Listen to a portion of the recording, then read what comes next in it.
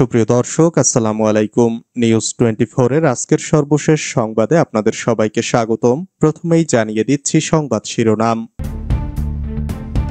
চিঠিতে হত্যার হুমকি দিয়ে চাঁদা দাবি, 3 বিএনপি নেতাসহ গ্রেপ্তার 5। ছাত্রলীগ নেতাকে গ্রেপ্তারের 4 দিন পর সন্তানের জন্ম, স্ত্রীর মৃত্যু।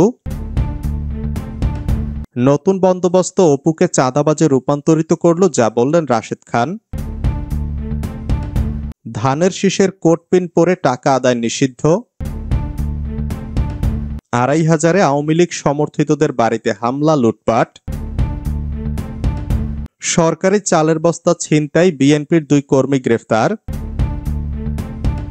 ব্যবসায়ীকে বুক সমান বালুতে পুঁতে নির্যাতন, টাকা আদায়, অভিযোগ বিএনপির নেতা ও সাংবাদিকের বিরুদ্ধে। এতক্ষণ শুনছিলেন সংবাদ শিরোনাম। পুরো খবর পেতে ভিডিওটি শেষ পর্যন্ত দেখুন। সর্বশেষ সংবাদ পেতে চ্যানেলটি সাবস্ক্রাইব করুন। এবার বিস্তারিত। চিঠিতে হত্যার হুমকি দিয়ে চাঁদা দাবি, 3 বিএনপি নেতা সহ গ্রেপ্তার 5। টাঙ্গাইলে এক মাছ ব্যবসায়ীর কাছে কিলার গ্যাং নামের চিঠির মাধ্যমে হত্যার হুমকি দিয়ে 5 লাখ টাকা চাঁদা দাবির ঘটনা ঘটেছে। এ ঘটনায় বিএনপির 3 নেতা সহ 5 জনকে গ্রেপ্তার করেছে পুলিশ। শনিবার দুপুরে টাঙ্গাইল সদর থানার ভারপ্রাপ্ত কর্মকর্তা তানভীর আহমেদ গ্রেপ্তারের বিষয়টি নিশ্চিত করেন। তার আগে শনিবার ভোর ও শুক্রবার রাতে টাঙ্গাইল পৌর এলাকার সন্তোষ থেকে তাদের গ্রেফতার করা হয়। গ্রেফতারকৃতরা হলেন শহর বিএনপির 8 নম্বর ওয়ার্ডের সভাপতি গোলাম রাব্বানী, সাধারণ সম্পাদক শাহ আলম মিয়া, 7 নম্বর ওয়ার্ডের সাধারণ সম্পাদক জুবায়ের হোসেন, আব্দুল্লাল মামুন ও সাব্বির মিয়া। গত বৃহস্পতিবার রাতে সদর উপজেলার পৌর এলাকায় সন্তোষে মাছ ব্যবসায়ী মোহাম্মদ আজহারুল ইসলামের কর্মচারীর হাতে অচেনা একজন একটি চিঠি দিয়ে আসে। সেই চিঠি শুক্রবার সকালে সেই কর্মচারী মোহাম্মদ আজহারুল ইসলামকে দেয়। চিঠিটি সামাজিক যোগাযোগ মাধ্যমে ভাইরাল হওয়ায় ব্যবসায়ীদের মধ্যে আতঙ্ক বিরাজ করছে। ছাত্রলীগ নেতাকে গ্রেপ্তারের 4 দিন পর সন্তানের জন্ম, স্ত্রীর মৃত্যু। ভাঙচুর সহ নাশকতার মামলায় গ্রেপ্তার হন নিষিদ্ধ ঘোষিত ছাত্রলীগের ইউনিয়ন ছাত্রলীগের সভাপতি শাহ পরান আলম রাব্বি। তার গ্রেপ্তারে ঠিক 4 দিনের মাথায় সন্তান জন্ম দিয়ে মারা গেলেন তার স্ত্রী নুসরাত জাহান ফারিয়া। গত 19 জুলাই রাতে চাঁদপুরের ফরিদগঞ্জে ইউনিয়ন ছাত্রলীগের সভাপতি শাহ পরান আলম রাব্বি খানকে গ্রেপ্তার করে ফরিদগঞ্জ থানা পুলিশ। পরদিন 20 জুলাই তাকে পুলিশ আদালতে প্রেরণ করলে আদালত তাকে জেল হাজতে প্রেরণ করেন। ওই সকালেই অন্তঃসত্ত্বা স্ত্রী নুসরাত জাহান ফারিয়ার প্রসব ব্যথা ওঠে।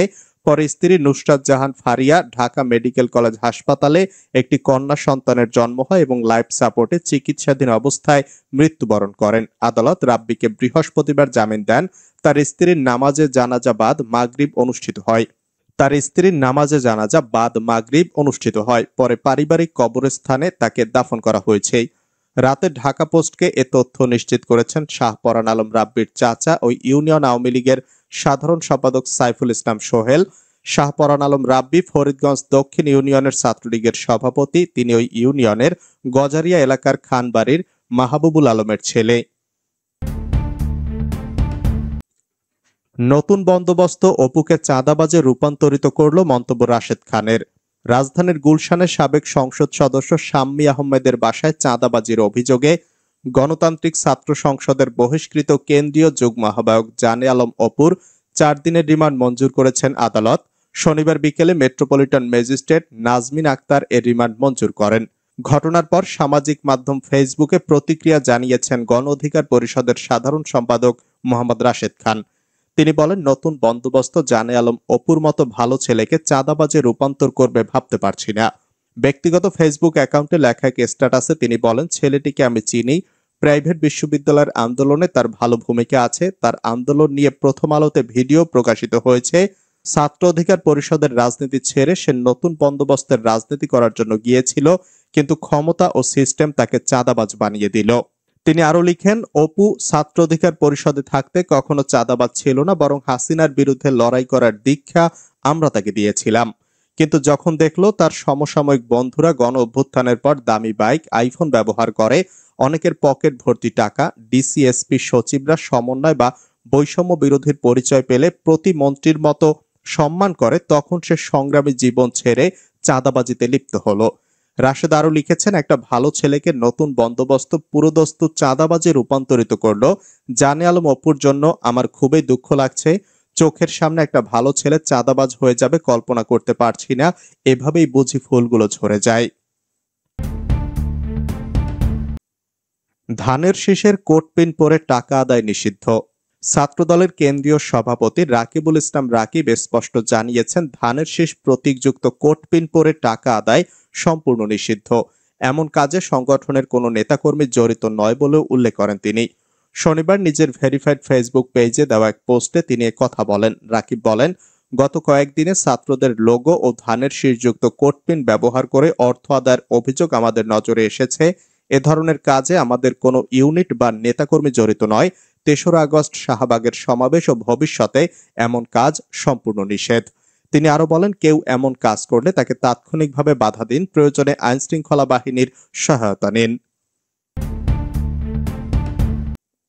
২৫০০ আওয়ামী লীগ সমর্থিতদের বাড়িতে হামলা, লুটপাট।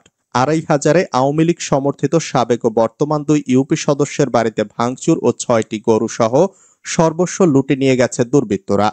শনিবার সকাল 10টা থেকে 12টা পর্যন্ত উপজেলার কালাপাহাড়িয়া ইউনিয়নের ইজারাকান্দি গ্রামে লুটপাটের এক ঘটনা ঘটে। তোফাজ্জল মেম্বার জানান, কালাপাহাড়িয়া ইউনিয়নের 5 নং ওয়ার্ডের সাবেক ইউপি সদস্য হক সাপ ও আমার বাড়িতে শনিবার সকাল 10টার দিকে একযোগে হামলা ও লুটপাট চালায় ওই ইউনিয়নের 50-60 জন লোক। এই সময় কয়েকটি ককটেল বিস্ফোরণের ঘটনা ঘটে।